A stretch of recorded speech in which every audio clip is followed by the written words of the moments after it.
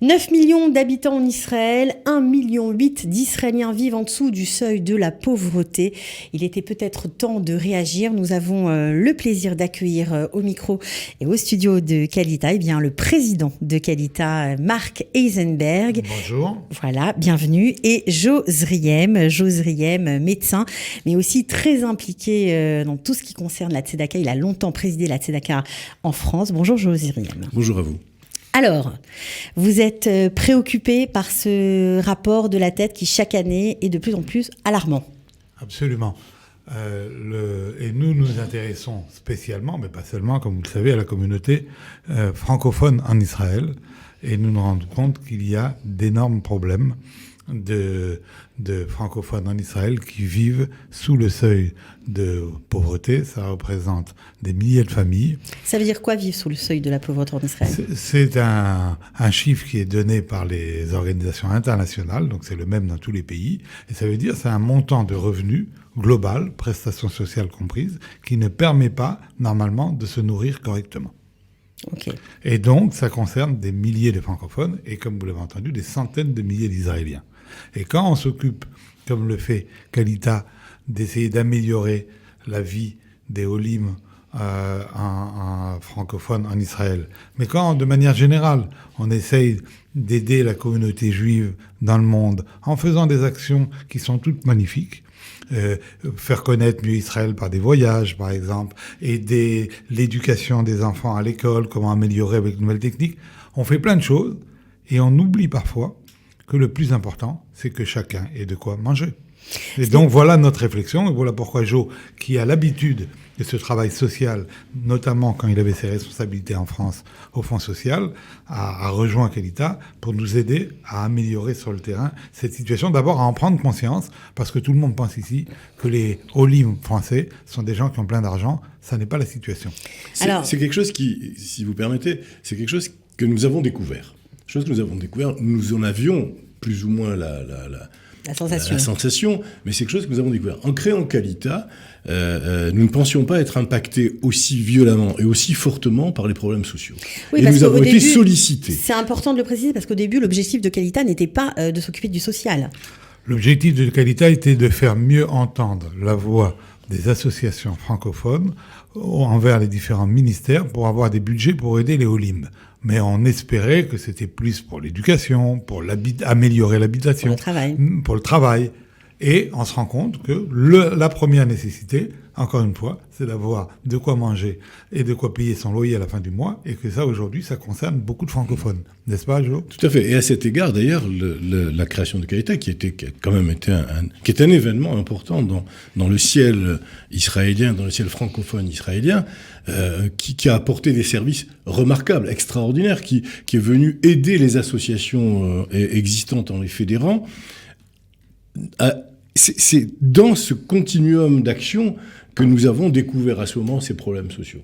Et vraiment des sollicitations importantes, tant de la part d'associations que de familles, que de personnes isolées que nous rencontrions et qui nous disaient mais il faut payer les factures on a des problèmes, nous avons il faut manger, ce sont des vrais problèmes sociaux. Vous savez, la communauté francophone est impactée de la même manière que la communauté nationale israélienne. Bien sûr. C'est exactement la chose et on est exactement peut-être même dans les mêmes chiffres, les mêmes pourcentages, avec les mêmes problèmes de famille monoparentale, avec des difficultés. Ça doit être aggravé pas en raison de la langue et des difficultés d'intégration. Alors, en plus, il y a ce facteur aggravant que vous nommez, qui est le fait qu'en arrivant en Israël, on arrive dans un nouveau pays, que tout le monde ne domine pas la langue, tout le monde n'a pas forcément un travail immédiatement, et donc il va y avoir un temps d'intégration qui est plus ou moins long, et pendant lequel, il y a des vrais problèmes sociaux qui j'aurais ajouté, on connaît le succès économique extraordinaire d'Israël, la Startup Nation, et effectivement, l'économie, au regard des critères occidentaux, fonctionne très bien en Israël. Et par exemple, le taux de chômage est très faible. Le taux de chômage en Israël représente moins de 5%, ce que les économistes appellent le plein emploi. Malgré ça, en Israël, nous avons 15 à 20% de la population qui se trouvent donc sous ce seuil de pauvreté. Autrement dit, on a un pays qui est déjà très éclaté. Des gens qui vivent mieux, des gens qui sont assez aisés et des gens qui sont laissés sur le côté. C'est-à-dire que la classe moyenne s'amoindrit ? Oui, absolument. Et c'est la même chose pour les francophones. Encore une fois, on pense que les gens qui font leur alia ont beaucoup d'argent et tout. Une partie sont aisés et peuvent s'acheter un appartement, et une partie sont notamment venus parce que de toute façon ils n'avaient rien à perdre en France, ils n'avaient pas de situation, et ils sont arrivés dans des conditions matérielles déjà difficiles dans un pays, un petit pays comme Israël, qui est un pays en guerre et qui évidemment ne peut pas avoir l'accompagnement social auquel ces Français étaient habitués en France. Est-ce qu'il y a des gens, des francophones par exemple, qui ont vu leur situation aussi se dégrader ? Bien sûr. Beaucoup ? Bien évidemment, ne serait-ce que par la diminution de ces allocations.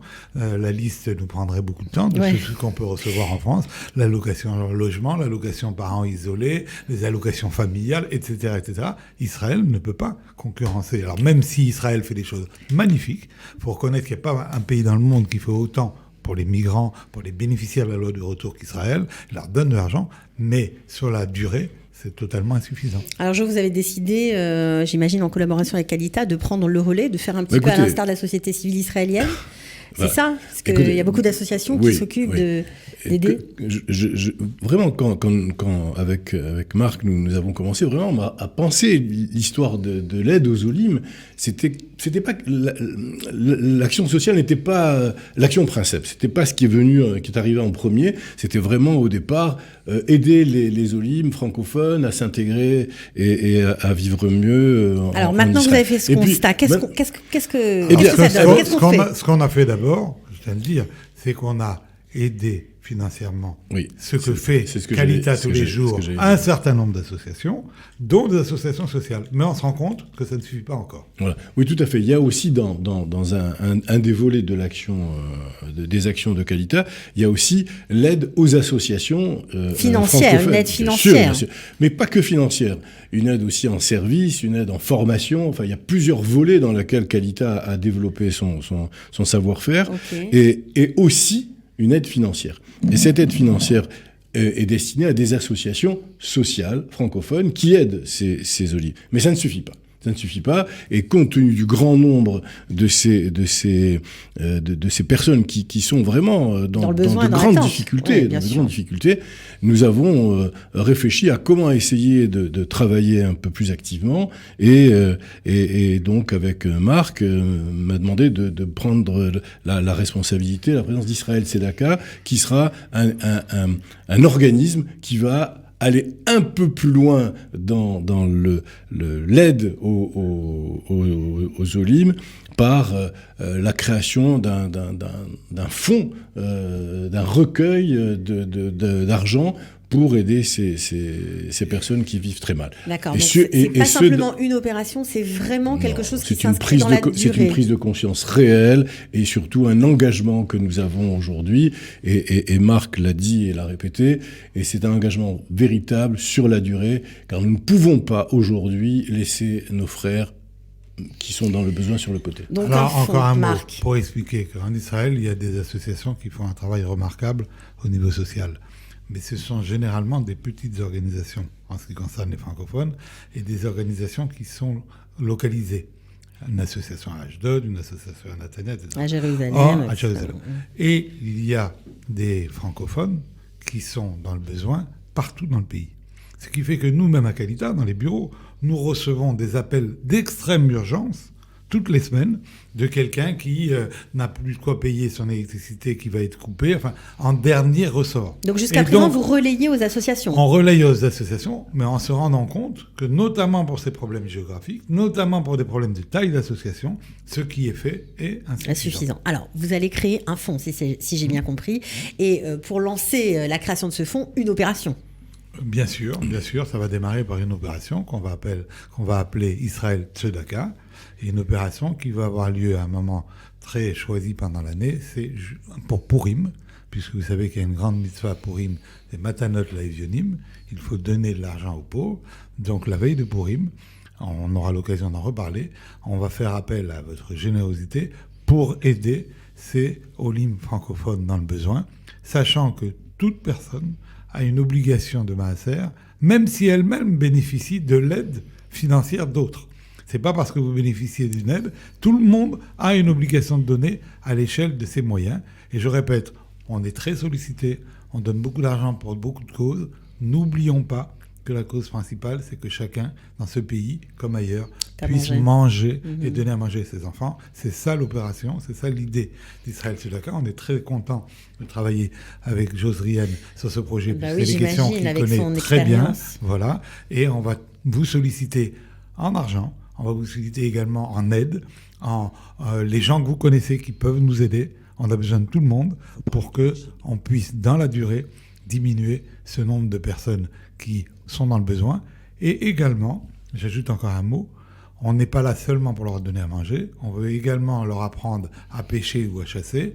Kalita fait un certain nombre d'actions, notamment sur le plan de l'emploi, pour aider les francophones de s'insérer dans le monde du travail. Et le fait d'être en contact avec ces familles, avec l'aide des associations pour cette opération, nous permettra non seulement de les aider matériellement, mais également de leur donner accès à un certain nombre de services pour leur changer leur vie demain. Okay. Et ça, c'est très important. C'est-à-dire que au-delà de la distribution d'argent ou qui est prévu. Voilà, il y a toute une réflexion globale et vraiment c'est tout le mérite de Marc d'avoir cette vision. C'est que au-delà donc du don, nous allons aller plus loin. Et déjà, Kalita va plus loin. C'est-à-dire rendre de la dignité à ces personnes qui sont en difficulté. Ça a profité de toutes les associations que Kalita chapeaute pour donner à chacun une porte d'entrée. Et du savoir-faire de Kalita et des créations de services de Kalita pour permettre aussi aux gens de trouver du travail, de pouvoir s'inscrire dans la vie économique et dans la vie sociale du pays. Alors j'aimerais juste revenir sur l'opération parce que c'est vrai que lancer comme ça une opération, j'imagine que ça va être quelque chose d'envergure. Qu'est-ce qui va se passer ? Est-ce que vous avez déjà des objectifs de collecte ? Est-ce que il est un peu tôt pour qu'on vous donne des objectifs de collecte, même si nous avons des objectifs en tête assez clairs. On vous expliquera tous les aspects pratiques, notamment d'une grande journée le 8 mars qui se passera dans les radios. Quand je dis les radios, c'est Studio Kalita en Israël, à Tel Aviv et à Jérusalem, mais également sur les radios juives françaises. On aura l'occasion de détailler ce process. L'important aujourd'hui, c'est que vous ayez entendu le message, qu'il se pose un problème spécifique pour les Olim francophones qui sont dans le besoin. Pourquoi un problème spécifique ? Parce que pour des raisons politiques, les Français sont moins aidés par les ministères israéliens que d'autres Olim. On sait très bien qu'il n'y avait pas une voix rassemblée jusqu'à présent. Parce que les Russes sont nombreux, c'est 1 million de personnes qui sont venues. Et organisées. Et donc ils ont un ministère qui traditionnellement leur est dévoué, qui est le ministère de l'intégration et de l'ALIA, et ils reçoivent beaucoup d'argent. Ouais. Les Américains ont passé un accord avec le gouvernement israélien il y a déjà des années et avec le KKL, notamment pour subventionner leur association Nefesh Benefesh, et ils ont beaucoup d'argent. Et les francophones. Et les francophones sont un peu à la traîne, mais ça va changer. On espère que ça va changer. On travaille tous les jours pour que ça change, mais en attendant, on a besoin de faire nous-mêmes, d'abord, les efforts maximum pour corriger la situation. Vous avez raison, juste là-dessus, en disant qu'à Kalita, nous sommes nous avons beaucoup travaillé, nous sommes beaucoup engagés dans ce travail auprès des ministères, auprès des pouvoirs publics, pour que les francophones puissent bénéficier un petit peu de ces aides. Mais c'est très très compliqué, et vraiment, il faut rendre hommage ici à toute l'équipe de Kalita, qui fait un travail de lobbying remarquable, et dont on espère, ça a commencé déjà à avoir des fruits, mais je pense que ça ira un peu plus loin. Mais c'est un travail énorme. Dans ce travail, juste pour le rappeler, on a été plus efficace, mais c'est important, pour les reconnaissances de diplômes, comme celle célèbre des pharmaciens et des dentistes, que pour l'obtention de budgets spécifiques pour les Olim, même si nous commençons à avoir des résultats, et notamment, on pourrait remercier le maire de Jérusalem, dont l'aide à Kalita a beaucoup augmenté cette année. Les gens et les pouvoirs publics commencent à prendre conscience mais il y a encore un grand chemin, et on a encore une fois beaucoup de récents Israéliens, d'Olim qui sont montés, qui ont besoin de nous. il faut qu'on les aide. Voilà, donc vous n'êtes pas tout seul, on vous donne tous rendez-vous le 8 mars pour cette opération Tzedaka Israël. By Kalita, on peut le rajouter ? Oui, bien sûr. Alors on le rajoute. On vous souhaite bonne chance. J'espère qu'il y aura un matching comme c'est souvent on aura l'occasion d'en reparler. On en reparlera. En tout cas, il y aura plein de. En tout cas, c'est une belle aventure dans laquelle nous nous lançons. Et aujourd'hui, merci de nous recevoir et de lancer cette idée. Et nous nous reverrons. Et j'espère que tous vos auditeurs seront au rendez-vous de cette belle aventure. Voilà. Et si vous aimez le projet, on vous invite à nous envoyer un petit message à Kalita par Internet. Vous cliquez sous la vidéo, vous écrivez, vous nous dites que oui, vous êtes avec nous, si vous avez des idées. Voilà. C'est possible aussi. Bien sûr, on a besoin de tous les bénévoles et toutes les bonnes volontés. Toutes les bonnes volontés. Voilà, merci beaucoup. Alors c'est parti, rendez-vous le 8 mars pour cette fameuse opération Tzedaka. Merci à vous.